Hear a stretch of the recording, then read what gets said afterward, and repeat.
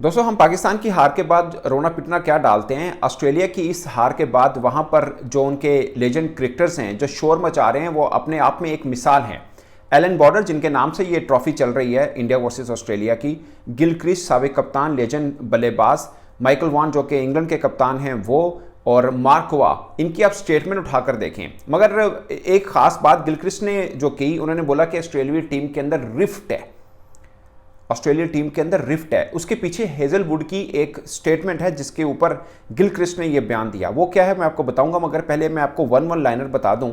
Michael Vaughan ने कहा है कि बहुत सी टीमों को आपने देखा होगा ऑस्ट्रेलिया को हराते हुए, मगर इतनी एम्बेरसमेंट ऑस्ट्रेलिया को कभी देखने को नहीं मिली जो इस टेस्ट मैच में हार के बाद मिली है। कभी ऑस्ट्रेलिया को इतना एम्बेरस होते हुए नहीं देखा, माइकल वॉन ने कहा है।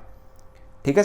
और एलन बॉर्डर कह रहे हैं कि जो फील्ड प्लेसमेंट की थी, फील्ड प्लेसमेंट जो की गई खासकर जायसवाल को पकड़ने के लिए, वो हैरान है कि इस तरह की फील्ड प्लेसमेंट भी की जा सकती है।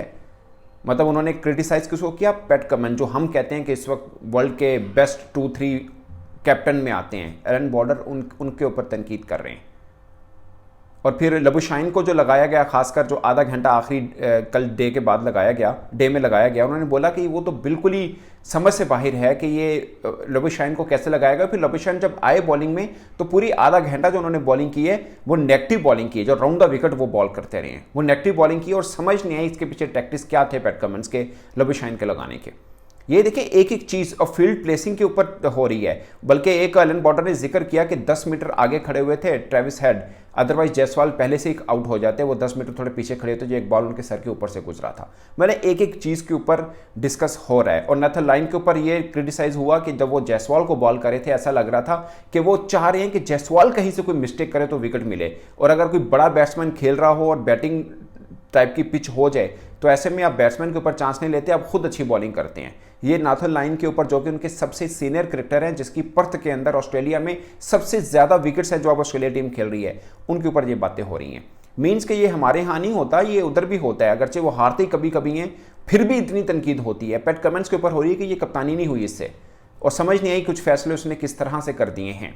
अब मैं आता हूँ असल बात में, जो गिलक्रिस्ट ने की कि इस टीम के अंदर रिफ्ट है। वो बात एक्चुअली में तीसरे रोज के इख्तिताम पर, जो कि हॉरर डे कहलाता है ऑस्ट्रेलिया के लिए, हेजलवुड की प्रेस कॉन्फ्रेंस हुई तो उन्होंने जर्नलिस्ट ने पूछा ये क्या हुआ है आज आपके साथ। उन्होंने बोला मेरे से क्यों पूछ रहे हो, बैट्समैनों से पूछे।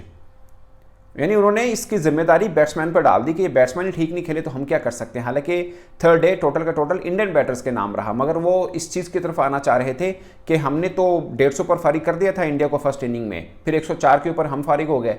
ये मतलब अगर हम भी कुछ 300 स्कोर बना लेते, एक ऊपर रहता, तो फिर इंडियन बैटर जब आते वो लीड को ख़त्म करने की कोशिश में वो जल्दी आउट हो जाते। उनका मीन ये था कि हमारे बैटर अच्छा नहीं खेले हैं, इसलिए हम ये मैच इस सिचुएशन पर पहुंचे हैं। ये हेजलवुड ने कहा। कभी कोई क्रिकेटर ऐसा नहीं कहता कि साढ़े बल्लेबाजों को पूछो कितना बुरा खेले ने, अमूमन कहते हैं ये बैड डे हो गया, ये हो गया, वो हो गया। मगर जॉश हेजलवुड ने सीधा आके बोल दिया कि बल्लेबाजों से सवाल करें, मेरे से ना पूछें आप। इसके ऊपर गिलक्रिस्ट ने कहा कि इस टीम के अंदर रिफ्ट है, जो batters, between batters and bowlers. ये उन्होंने बोला कि ड्रेसिंग रूम के अंदर मुझे रिफ्ट नज़र आ रही है बिटवीन बॉलर्स एंड बैटर्स, यानी जो बैटर्स कोलैप्स हुए हैं उसके बाद बॉलर्स थोड़े से नाराज़ हैं कि भाई हमारी मेहनत पे पानी फिर के रख दिया आपने। ये ऑस्ट्रेलिया क्रिकेट के अंदर चल रहा है, ऑस्ट्रेलिया क्रिकेट के अंदर। Would you imagine, Australia cricket के अंदर ये चल रहा है। मतलब एशियन टीमों के अंदर होता है हार जीत के बाद। आप देखें ना, बेचारे वर्ल्ड कप जीत के कोई रिसीव करने नहीं आया, मगर एक मैच हारे हैं, नो डाउट बहुत बुरा हारे हैं, मगर अब तनकीद देखिए क्या हो रही है। फिर आती है पैट कमिंस की बारी। उनकी प्रेस कॉन्फ्रेंस में उनसे सवाल हुआ कि हेजलवुड ने तो कहा है कि भाई बल्लेबाजों से पूछो। उन्होंने बोला ऐसा नहीं है, हमें कई बार ऐसे मैचेस जो हम हारे हुए थे हमारे बल्लेबाजों ने जितवाए हैं। उन्होंने एग्जाम्पल नहीं दी, बट आप देख लीजिए वर्ल्ड कप 2023 के अंदर जो मैक्सवेल ने मैच जितवाया था अगेंस्ट अफगानिस्तान, अगरचे वो पैट कमिंस खुद भी खड़े हुए थे। मतलब वो बताना चाह रहे हैं कि हमारे बल्लेबाजों ने भी कई मैच हम हारे हुए थे जो जितवाया है, और कई बार ऐसा हुआ है कि हमारे बैट्समैन ठीक नहीं खेले और हमारे बॉलर्स ने मुश्किल से निकाल के दिया है। तो ये चलता है हमारी टीम के अंदर। उन्होंने बोला कि सिर्फ इस 5 रोज़ जो गुजरे हैं, इससे पहले की अगर बात करें, मेरे से सवाल हुआ था तो मैंने कहा था कि ये बेस्ट स्क्वाड है जो हमारा अब खेल रहा है, यही एडिलेड में उतरेगा। मगर अब लगता है कि चेंज आएगी, बट बहुत ज़्यादा चेंज की हमें ज़रूरत नहीं है, हम अभी भी नंबर 1 हैं। ऐसा नहीं है कि एक हार से हम नंबर 2 हो जाएंगे। बट उन्होंने एक बात की जो हम सबके लिए बहुत, जिसे बोलते हैं ना, एक लर्निंग प्रोसेस भी हो सकता है। उन्होंने बोला कि मेरे लिए सबसे एम्बैरसिंग ये था कि कोई मुखालिफ टीम मुझे बतौर कप्तान मेरे पे डिक्लेयर कर दे, जो इंडिया ने 5 या 6 आउट पे डिक्लेयर कर दी थी। उन्होंने बोला ये मेरे लिए सबसे बड़ा एम्बैरसिंग ये था कि कोई टीम ने, किसी टीम ने हम पे डिक्लेयर कर दिया, मतलब पर्थ में आकर हम पूरे आउट नहीं कर सके उनके 10 के 10 और वो डिक्लेयर करके हमें कह रहे हैं आप बैटिंग कीजिए। ये मेरे लिए सबसे एम्बैरसिंग था। ये पैट कमिंस ने एतराफ़ किया इस पर। तो दोस्तों ये हार तो एक सिंपल होती रहती है, मगर ये हार छोटी नहीं है। और सब कह रहे हैं कि वैसे भी इंडिया की ऑस्ट्रेलिया के अंदर सबसे बड़े मार्जिन से जीत है ये वाली, और उस मैदान में जहां पर ऑस्ट्रेलिया कभी हारा ही नहीं था। ऑप्टस में ऑस्ट्रेलिया अभी तक कभी नहीं हारा है। मतलब कोई इमेजिन भी नहीं कर सकता था कि ऑस्ट्रेलिया मैच हारेगा और इस तरह वन साइडेड होगा, ये तो कोई सोच भी नहीं सकता था। शायद इंडिया भी अपने तो ये ना सोच सकता हो कि हम ऑस्ट्रेलिया को इतना आगे लगा देंगे, खासकर उस वक्त जब 150 के ऊपर इंडिया पूरा आउट हो गया था। पहले दिन 17 विकेटें गिरी थी, मगर बाद में ऑस्ट्रेलियन बैटर्स भी बिल्कुल ही हवा निकली नजर आई उनकी भी। ऑस्ट्रेलिया क्रिकेट की एक लेगेसी है, खासकर जो उनके लेजेंड्स हैं, Allan Border, Gilchrist, Mark Waugh, Steve Waugh, Ponting, ये हार तो वाकिफ ही नहीं थे ना इस वर्ड से। अब वो अपनी टीम को इतनी बुरे से अपने घर में हारता हुआ देख रहे हैं, उस टीम से जिनको वो उनके घर जाके हराते रहे हैं, तो उनके लिए थोड़ा गुस्सा तो बनता है। और खासकर 2 बार Border Gavaskar trophy India last 2 बार जीत चुका है। इस बार हैट्रिक होगी अगर इंडिया मजीद 2 मैचेस और जीत ले तो।